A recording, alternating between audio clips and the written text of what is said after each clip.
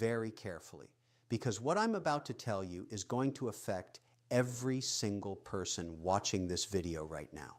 Whether you own a home, whether you're trying to buy a home, whether you're renting, this matters to you. America has a real estate problem, and it's not just serious, it's catastrophic. And before I get into the numbers, before I show you exactly why this is going to hit your wallet harder than anything you've seen in decades, I need you to do something. Hit that subscribe button right now, smash it, because if you care about your money, if you care about building wealth, you need to be part of this community. We tell you the truth here. No sugarcoating, no nonsense, just facts and money. Now let's get into it. I've been in business for over 40 years. I've built companies. I've invested hundreds of millions of dollars. I've seen markets crash and I've seen markets boom. And I'm telling you right now, what's happening in American real estate is unlike anything I've witnessed in my entire career. We are staring down the barrel of a crisis that most people don't even see coming, but I see it. And by the end of this video, you're going to see it too. Here's the reality. The American dream has always been about one thing: owning your own home. You work hard, you save your money, you buy a house, you build equity, and you pass something on to your kids. That's how it's supposed to work. That's how my generation did it. That's how your parents probably did it. But for millions of young Americans today, that dream is dead. And it's not because they're lazy. It's not because they're spending too much on coffee. It's because the system is broken. Let me give you some numbers, because numbers don't lie. The median home price in America right now is sitting around 7 times the median household income. 7 times. You know what it was in the early 2000s? About 4 times. You know what it was in the 1970s? About 2.5 times. Do you see the pattern here? Housing has become completely disconnected from what people actually earn. And when you disconnect price from income, you create a bubble. And bubbles always burst. But here's what makes this different from 2008. Back then, we had a subprime mortgage crisis. Banks were giving loans to people who couldn't afford them. The whole system was built on junk. When it collapsed, it was ugly, but at least we knew what the problem was: bad loans. This time the problem is supply. We don't have enough houses. We're not building enough houses. And the houses we do have are being bought up by people and entities that have no intention of living in them. Let me explain something to you about supply and demand, because this is basic economics, but apparently nobody in Washington understands it. When you have more buyers than you have houses, prices go up. That's just math. And right now in America, we have millions of people who want to buy homes, but we don't have the inventory. We're short by millions of units. Some estimates say we need to build 5 million new homes just to catch up to where we should be. 5 million. And we're not even close to building at that pace. Why aren't we building? Great question. Let me tell you. First, it's too expensive. The cost of materials went through the roof. Lumber, steel, concrete, everything got more expensive. Labor got more expensive. And when your input costs go up, your final product gets more expensive. So even if builders want to build affordable housing, they can't, because the math doesn't work. They can't make money on it. Second, regulations. I'm not saying we don't need building codes. I'm not saying we don't need safety standards. But in many cities and states, the regulatory burden is so heavy, so slow, so expensive that it adds years and hundreds of thousands of dollars to every project. You've got zoning laws that were written 50 years ago that don't make sense anymore. You've got environmental reviews that take forever. You've got local politicians who say they want affordable housing, but then they block every development in their district because they don't want it in their backyard. And third, land. In the cities where people actually want to live, where the jobs are, there's no land left. And the land that is available costs a fortune. So developers are stuck. They can't build where people want to live because it's too expensive. And if they build where it's cheap, nobody wants to move there because there are no jobs. So what do we get? We get a market where supply can't keep up with demand. And when that happens, prices explode. And that's exactly what we've been watching for the last several years. Now, let me tell you who's winning in this environment. It's not the young couple trying to buy their first home. It's not the family trying to upgrade to a bigger place. It's the investors. It's the institutions. It's the people and companies who have cash and can outbid everyone else. I'm talking about private equity firms. I'm talking about hedge funds. I'm talking about foreign investors. They see American real estate as a safe place to park their money, and they're buying up properties by the thousands. And here's the kicker. Many of these investors aren't even renting these places out. They're just holding them. They're treating houses like stocks. Buy it, hold it, wait for it to appreciate, sell it. Meanwhile, the house sits empty. So now you've got a shortage of homes, and on top of that, you've got homes that are being taken off the market entirely just so someone can use them as a financial asset. It's insane. This is creating a generation of renters. People who would have been homeowners 30 years ago are now stuck renting because they can't afford to buy.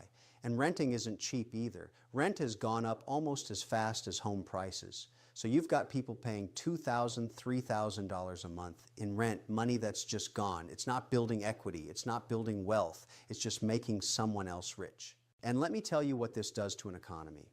When people can't afford to buy homes, they don't spend money on the things that come with home ownership. They don't buy furniture. They don't buy appliances. They don't hire contractors. They don't invest in their communities. Home ownership is the foundation of middle-class wealth in this country. And when you take that away, you hollow out the middle class. I look at young people today, people in their 20s and 30s, and I see them working hard, doing everything right, and they still can't get ahead. They've got student loans, they've got car payments, they've got credit card debt, and now they're being told that if they want to buy a house, they need to save up $100,000 for a down payment. Where are they supposed to get that? It's not realistic. This is why I'm so fired up about this issue. This isn't just about real estate. This is about the future of this country. If we don't fix this, we're going to have an entire generation that never builds wealth. And when people can't build wealth, they get angry, they get frustrated, they lose faith in the system, and that's dangerous. Now let me tell you where this gets really ugly, because what I just described to you is bad enough. But there's another layer to this that most people don't understand. And it's this layer that's going to determine whether America remains the land of opportunity or becomes a country of landlords and tenants. We need to talk about who's making money off this crisis and why the people in charge aren't doing anything to stop it. Let's start with the investors I mentioned. When I say institutional investors are buying up homes, I'm not talking about mom and pop landlords who own a couple of rental properties. I'm talking about massive corporations with billions of dollars. These companies have a strategy. And it's brilliant from a business perspective, but it's terrible for regular Americans. They go into markets, they identify undervalued properties or markets that are about to grow, and they buy everything they can get their hands on. They pay cash, they close fast, and they outbid families every single time. Why can they do this? Because they have access to cheap capital. They can borrow money at rates that you and I could never get. They've got relationships with banks. They've got investors, and they can afford to lose money on individual properties because they're playing the long game. They're building portfolios of thousands of homes. And once they own enough homes in a market, they have pricing power. They can set the rent. They can dictate terms. It's monopoly. Except it's real life and real people are getting squeezed. And here's what makes me angry. These companies are doing this with the blessing of our financial system. Banks love these deals because they're lending huge amounts of money. Wall Street loves these deals because they can package these rental incomes into securities and sell them to investors. Everybody's making money except the people who actually need a place to live. I want you to understand something. I'm a capitalist. I believe in free markets. I believe in making money. But I also believe that markets have to work for everyone, not just the people at the top. And when you have a situation where the average person can't compete because the game is rigged in favor of institutions, that's not capitalism. That's something else, and it's not sustainable. Let me give you a real example. There are neighborhoods in cities across America where 30, 40, 50% of the homes are owned by investors. Think about what that does to a community. When half the neighborhood is rentals, you don't have the same investment in the community. People move in and out. There's no stability. Nobody's taking care of the properties the way an owner would. The whole character of the neighborhood changes. And the people who do own homes in that neighborhood, their property values get affected. It's a downward spiral. Now let's talk about interest rates, because this is where the Federal Reserve comes in. For years, we had interest rates near zero. That was great if you were borrowing money. It was terrible if you were trying to save money, but that's a different conversation. Those low rates made it incredibly cheap to borrow money to buy real estate. So what happened? Everyone who could borrow did borrow. Investors borrowed, individuals borrowed. Prices went up and up and up because money was cheap. Then inflation hit, and the Fed had to raise rates to try to cool down the economy. Now we've got mortgage rates that are 3 times higher than they were just a few years ago, and that's created a whole new problem. People who bought homes when rates were low are locked in. They've got mortgages at 3%, 3.5%. They're not selling because if they sell and buy another house, they're going to get a mortgage at 7 or 8%. So they're staying put. That means even less inventory on the market. So now you've got high prices and low inventory and high interest rates all at the same time. It's the perfect storm. If you're trying to buy a house right now, you're getting crushed from every direction. The house costs more than it should. There are barely any houses available. And the cost to borrow the money is astronomical. It's almost impossible. And let me tell you who this hurts the most. It hurts first-time buyers. It hurts young families. It hurts people who are trying to move up from a small apartment to a house where they can raise their kids. These are the people who are being locked out of the market. And meanwhile, the investors who already own property, they're sitting pretty. Their assets are appreciating. They're collecting rent. They're making money hand over fist. This brings me to the policy side of things, and this is where I really start to lose my mind. Because we have politicians who stand up and say they care about affordable housing. They give speeches. They make promises. But when it comes time to actually do something, they do nothing. Or worse, they do things that make the problem worse. Let me give you some examples. You've got cities that have rent control. Now, I understand why people think rent control is a good idea. They see rents going up and they want to protect tenants. But here's what actually happens with rent control. Landlords stop investing in their properties because they can't raise the rent to cover their costs. Developers stop building new rental housing because they can't make money on it. So you end up with less housing, not more. It's basic economics, but politicians ignore it because it's not popular to tell people that rent control doesn't work. Then you've got zoning laws. I mentioned this before, but let me dig deeper. In most American cities, the majority of residential land is zoned for single-family homes only. You can't build an apartment building, you can't build a duplex, you can't build anything except one house on one lot. That made sense maybe 70 years ago when cities were smaller. But today, when we need density, when we need more housing in the places where people want to live, these laws are killing us. And who fights to keep these zoning laws in place? Homeowners. People who already own property don't want more housing built near them because they think it will lower their property values or change the character of their neighborhood. So they show up at city council meetings and they block new developments. And the politicians listen to them because they vote.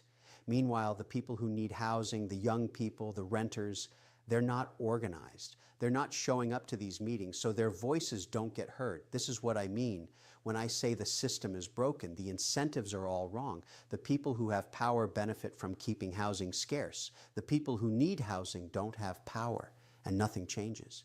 Let me tell you what needs to happen, and I'm going to be blunt here. We need to build. We need to build millions of homes. We need to make it easier to build, faster to build, cheaper to build. That means cutting red tape. That means reforming zoning laws. That means investing in infrastructure so that we can develop new areas. That means getting the government out of the way in some places and getting the government more involved in other places. I know that sounds contradictory, but here's what I mean. The government needs to stop blocking development with unnecessary regulations, but the government also needs to invest in things like roads, water systems, public transportation, the kind of infrastructure that makes it possible to build new communities. Private developers can't do that on their own. It requires public investment. We also need to have an honest conversation about who gets to buy residential real estate in this country. I'm not saying we should ban foreign investment. I'm not saying we should ban institutional investors, but maybe we need some guardrails. Maybe there should be limits on how much of a neighborhood can be owned by investors. Maybe there should be tax incentives for first-time home buyers and tax penalties for entities that are buying up homes just to flip them or leave them empty. I know some people are going to call that government overreach. They're going to say the market should decide, but let me tell you something, the market is deciding, and what it's deciding is that regular people lose. So maybe we need to tip the scales back a little bit in favor of the people who actually want to live in these homes. Here's the bottom line. We are at a crossroads. We can continue down this path where housing becomes more and more expensive, where ownership becomes something only the wealthy can achieve, where an entire generation is locked out of building wealth, or we can make some hard choices. We can change policies. We can prioritize housing the way we prioritize other critical issues, but it requires leadership, and right now I don't see that leadership. So what happens if we don't fix this? What does America look like in 10 years, 20 years if we continue on this trajectory? Let me paint you a picture, and I promise you, you're not going to like it. But you need to hear it because this is where we're headed if we don't change course right now. Imagine an America where home ownership is something only the upper class can afford, where the middle class, the backbone of this country, has been reduced to permanent renters, where your kids and grandkids will never own a home no matter how hard they work. That's not some dystopian fantasy. That's the reality we're creating right now with the choices we're making today. When home ownership rates decline, wealth inequality explodes. And I'm not talking about some abstract economic concept. I'm talking about real wealth that determines whether your kids can go to college, whether you can retire with dignity, whether you have something to pass on to the next generation. For most Americans, their home is their biggest asset. It's how they build wealth. Take that away and you've got nothing. You've got people working their entire lives and ending up with zero net worth. Let me break down the math for you because math doesn't lie. Let's say you're renting and you're paying $2,000 a month. Over 30 years, you're going to pay $720,000 in rent. And at the end of those 30 years, you own nothing, zero. Now let's say you buy a house with a mortgage. You're paying roughly the same amount every month, maybe a little more when you factor in property taxes and maintenance. But at the end of 30 years, you own an asset. And that asset has likely appreciated in value. Even if we assume modest appreciation, you're looking at hundreds of thousands of dollars in equity. That's the difference between wealth and poverty in retirement. But here's what's even more insidious about this crisis. When people can't afford to buy homes, they can't afford to have families. I'm serious about this. Go look at the data. Birth rates are declining in America. People are getting married later. They're having fewer kids. And when you ask them why, one of the top reasons is financial insecurity. They can't afford a house, so they can't afford to have children. They're living in one-bedroom apartments or with roommates well into their 30s. This has massive implications for our economy, for our society, for our future. Who's going to pay into Social Security when there aren't enough young workers? Who's going to buy all the goods and services that keep our economy running? Who's going to take care of the aging population? We're creating a demographic time bomb, and nobody wants to talk about it. Now let me tell you about the social consequences, because this isn't just about money. When you have a society where a small number of people own everything and everyone else is just scraping by, you breed resentment, you breed anger. People lose faith in the system. They start to believe that the game is rigged, and honestly, they're not wrong. The game is rigged right now. I've been to countries where this is the reality, where there's a small, wealthy elite and everyone else struggles. And let me tell you, those are not stable societies. Those are places where crime is high, where trust is low, where people don't believe in their institutions. Is that what we want for America? Because that's where we're going if we don't wake up. And here's the thing that really gets me. This is all preventable. This isn't like a natural disaster where we have no control. This is a man-made crisis. We created this through bad policies, through regulatory capture, through putting the interests of the few ahead of the interests of the many. And that means we can fix it, but only if we have the will. So let me tell you what you need to do. And I'm talking to you, the person watching this video right now. First, educate yourself. Don't just take my word for it. Go look at the data. Understand what's happening in your local market. Knowledge is power, and you need to know what you're up against. Second, if you're in a position to buy, do it. I know it's expensive. I know it feels overwhelming. But if you can find a way to get into the market, even if it's a small condo or a house in a less desirable neighborhood, do it. Because the alternative is renting forever, and that's financial suicide. Build equity while you can. Even if you have to make sacrifices in the short term, it will pay off in the long term. Third, if you're locked out of the market, don't give up. Start saving aggressively. Cut your expenses, get a side hustle, do whatever it takes to build up a down payment. I know it feels impossible, but I've seen people do it. It requires discipline and sacrifice, but it's possible. And look into programs for first-time home buyers. There are grants, there are low-interest loans, there are programs that can help. You have to do your homework, but the resources are out there. Fourth, and this is critical, get involved politically. I don't care if you're Republican, Democrat, Independent, whatever. This issue should unite all of us because it affects all of us. Start showing up to your city council meetings. Start asking your representatives what they're doing about housing. Vote for candidates who have real plans to increase housing supply. Hold them accountable. Politicians respond to pressure, but only if we apply it. We need to demand that our leaders reform zoning laws. We need to demand that they streamline the permitting process. We need to demand that they invest in infrastructure. We need to demand that they create incentives for building affordable housing. And we need to demand that they put guardrails on the institutional investors who are distorting the market. I'm not naive. I know that changing policy is hard. I know there are entrenched interests that benefit from the status quo, but we have numbers on our side. There are millions of Americans who are being hurt by this crisis. If we organize, if we speak with one voice, we can force change. But it starts with you. It starts with people deciding that they're not going to accept this anymore. Now let me talk to the homeowners watching this video. I know some of you might be thinking, well, my house has gone up in value, so this is good for me. And yes, on paper, you're wealthier. But let me ask you something. Do you have kids? Do you have grandkids? Because they're the ones getting screwed by this. Your home equity doesn't mean much if your children can never afford to buy their own homes. Think about what kind of world you're leaving for them. And think about your community. Do you want to live in a neighborhood where everyone is a renter, where people are constantly moving in and out, where nobody has a stake in making the community better? That's what happens when homeownership becomes unaffordable. Your property value might go up in the short term, but the quality of life goes down. We need homeowners to be part of the solution, not part of the problem. That means supporting new housing development, even if it's in your backyard. That means recognizing that we need density, we need more units, and that's not a threat to your lifestyle. It's how we make sure the next generation has a shot. Let me wrap this up because I know I've thrown a lot at you. Here's what you need to remember. America is facing a real estate crisis that threatens the very foundation of middle-class prosperity. Prices are too high, supply is too low, and the people in charge aren't doing enough to fix it. If we don't act now, we're going to create a permanent renter class, we're going to hollow out the middle class, and we're going to fundamentally change what it means to be American. But it doesn't have to be this way. We can fix this. We can build more housing. We can make it more affordable. We can make sure that the American dream of home ownership is still achievable for the next generation. But it requires all of us to get involved. It requires us to demand change. It requires us to hold our leaders accountable. This channel is about telling you the truth about money, about business, about the economy, and the truth is we're in trouble. But I believe in this country. I believe in the American people. And I believe that when we recognize a problem, we have the ability to solve it. So let's solve this one.